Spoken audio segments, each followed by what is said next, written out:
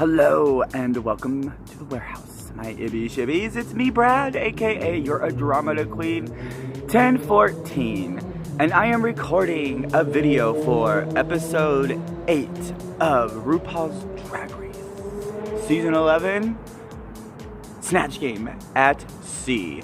So I'm gonna do something a little different here. I'm gonna record this as a live and upload it as a live because I don't really have time for editing. There's been a lot of stuff going on with me the past couple weeks. I'm so sorry that I haven't uploaded a video yet or a Goobanoo video. Long story short, I've been working a lot more at work, my payroll job, because approaching summer, we get a lot busier because I live in a state where there's a lot of tourists that come in all year round, and of course summer is no exception, that we get the most tourists of the whole year besides the holidays.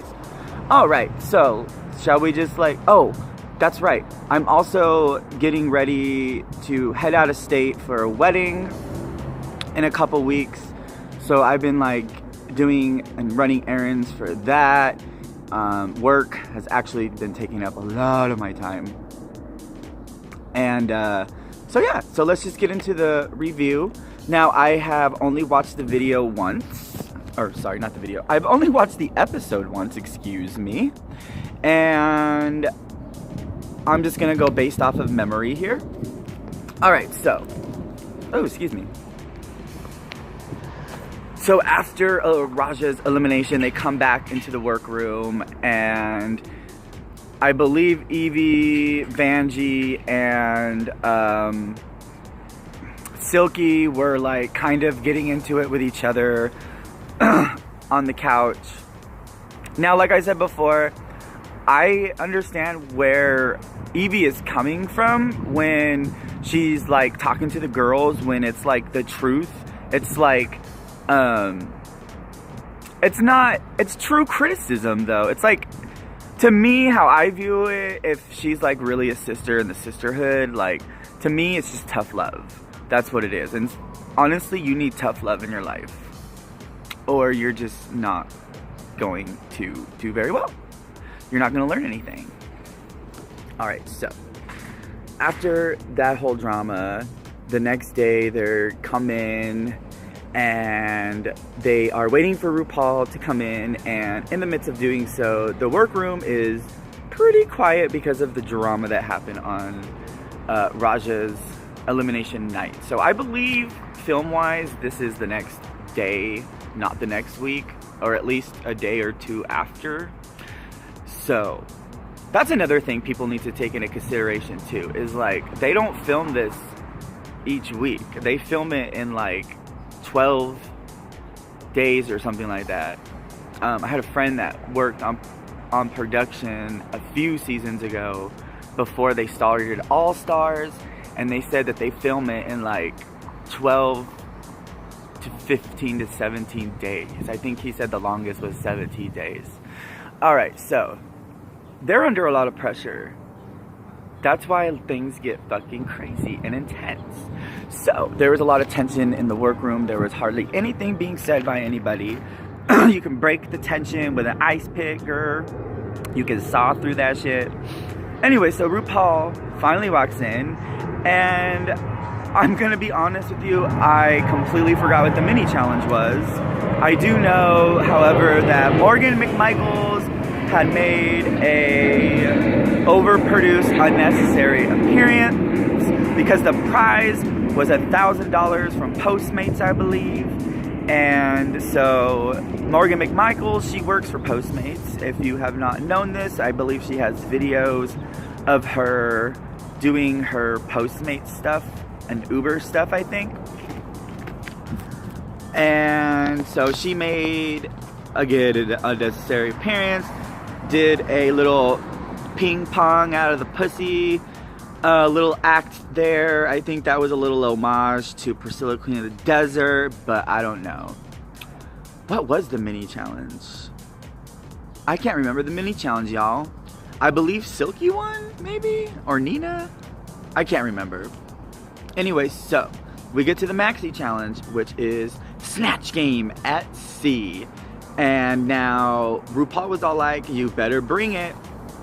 So everybody's getting ready in the workroom, working on their outfits, working on their hair, getting their hair did, making sure their, you know, makeup is all perfect and whatnot, making sure that their characters are going to be going through, you know, practicing. Alright, so let's wait for the airplane to go over.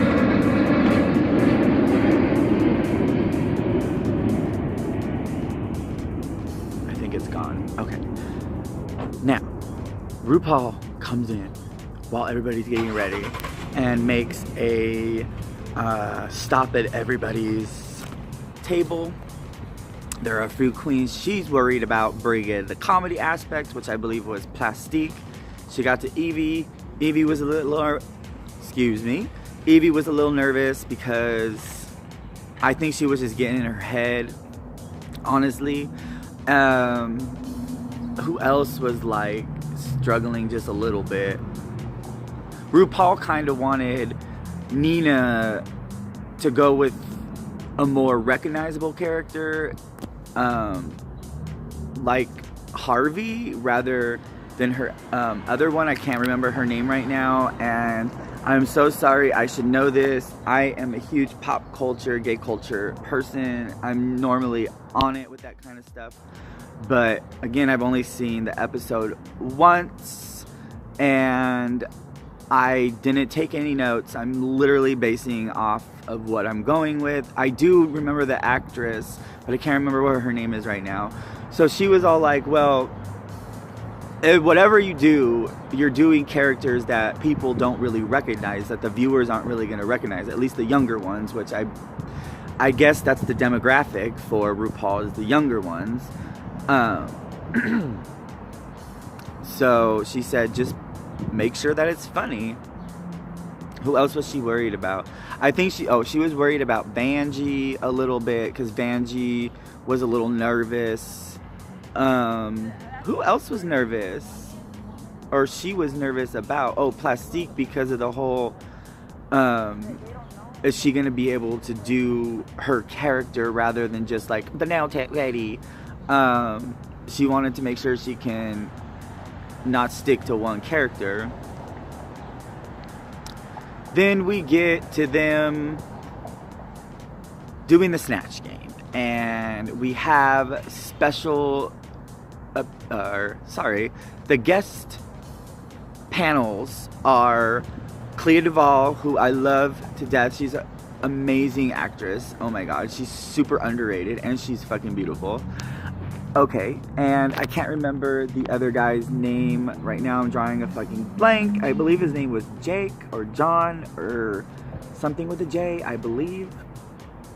Anyways, he was kind of funny a little bit. You could tell he was a little uncomfortable though.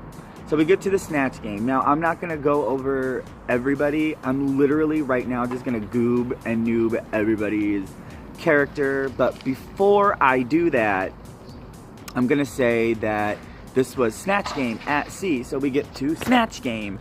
And it's at sea, but only the set is like at sea. And RuPaul was in like theme wardrobe.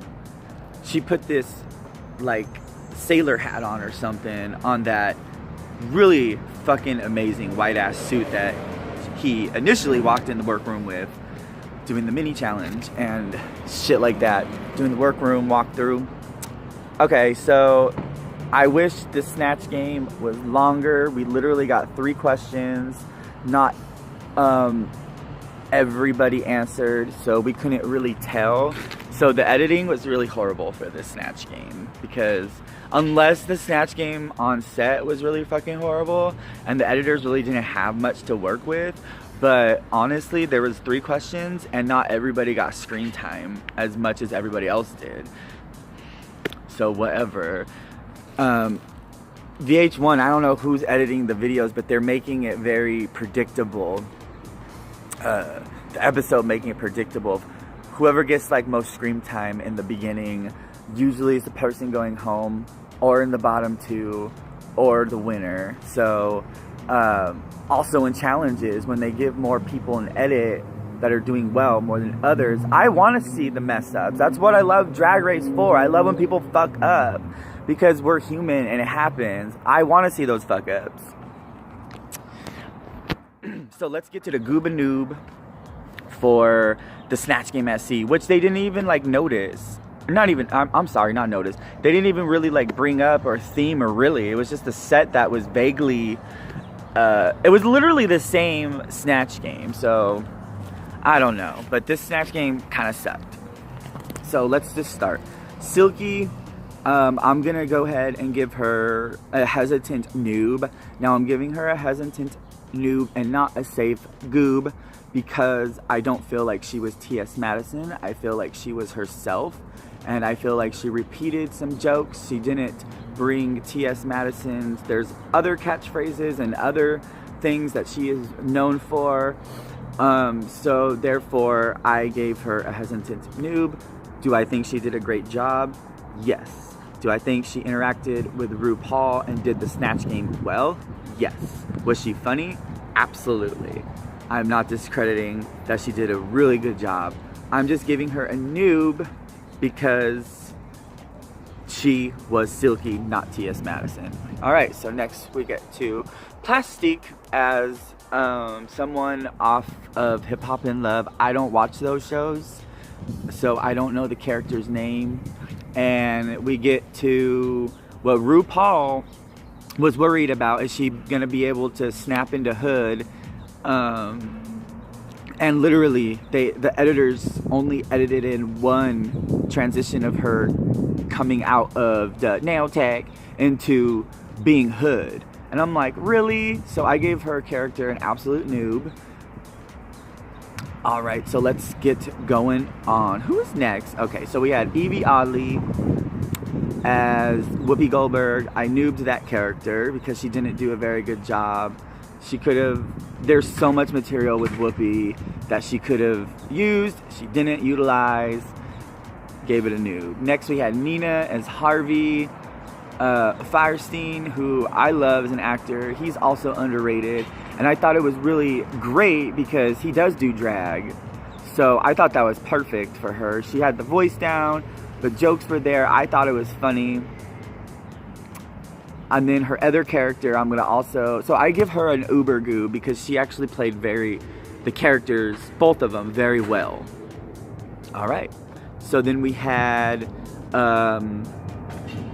oh yeah, Sugar Cane is Charo, and I'm gonna give her an uber goo because it was like Charo was on set, honestly.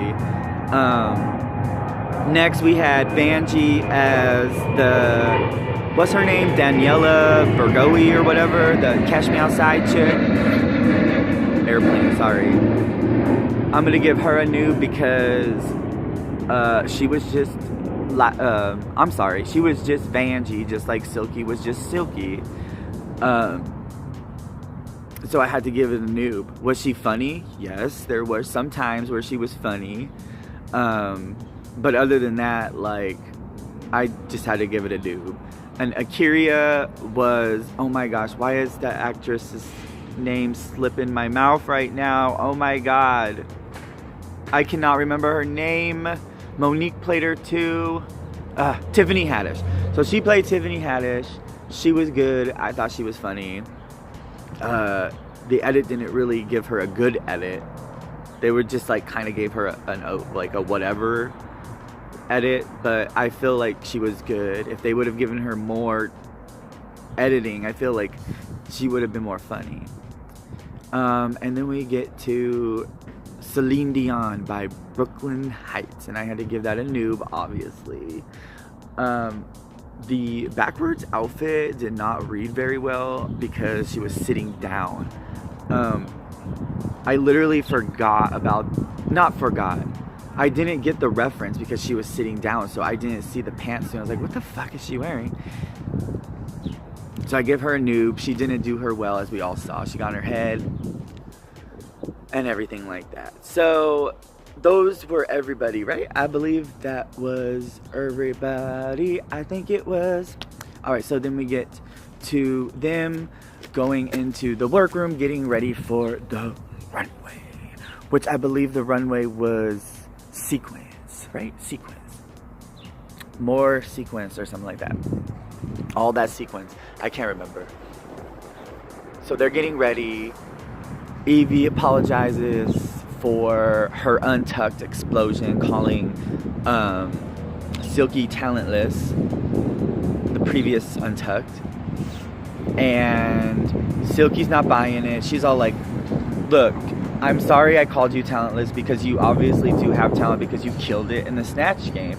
Now see, that's another thing that I like about Evie as well, is like she can, no matter if it's a good or positive thing, she says it and she owns up to it. I just feel like she is just a little young and she's a Leo. Like I said before, I know a lot of Leos. In fact, I'm a Virgo. Virgos do not get along with Leos at all. It's a diamond in a rough, actually. Actually, the wedding I'm going to, my best friend's wedding that I'm going to when I'm going out of state in a couple weeks, she's a Leo. So that's what I'm saying, diamond in a rough. Honestly, if my cousin wasn't my cousin, I would probably not associate with him just because he's a Leo and that's how he is. But Evie's doing it in a way where it's like, she's doing it almost kind of adult-like, but not really. Anyways, so Silky's not buying her apology. I felt like it was true. It's just like all of these girls need time to grow and stuff. You know, they're still young.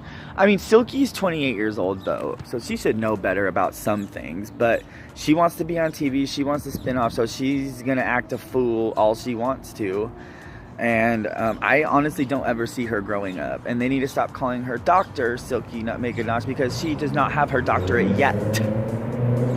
So they need to stop calling her that. Alright, so sorry about that. I can't really remember if there was anything else in the workroom. I know that Evie and Brooklyn were kind of like, ugh, because they know that they bombed the Snatch Game, or their Snatch Game characters. Now, I'm gonna say this. I understand that these queens are under a lot of stress, not sleeping a lot, because again, they do film this in like almost each day, not each week, or every other day. I'm assuming since All Stars is knocking out every freaking season now, they're probably filming it like that now. So these girls are stressed and all this stuff. It's hard to process all this stuff when you're not sleeping well, when you're under a lot of stress. I don't know if anybody has been in a competition, but it's already stressful. I can't imagine being sleep deprived on top of it and then added drama, because sometimes like in a competition you get to go home, you get to go relax and stuff like that. When you're on the show, you have to go practice this, you have to go practice that, you got to make sure that you know a lip sync, you got to make sure that your outfit's on point. I don't know if they're allowed to work on their outfits though after when they go into the hotel rooms, but it kind of sounds like they have been, I think.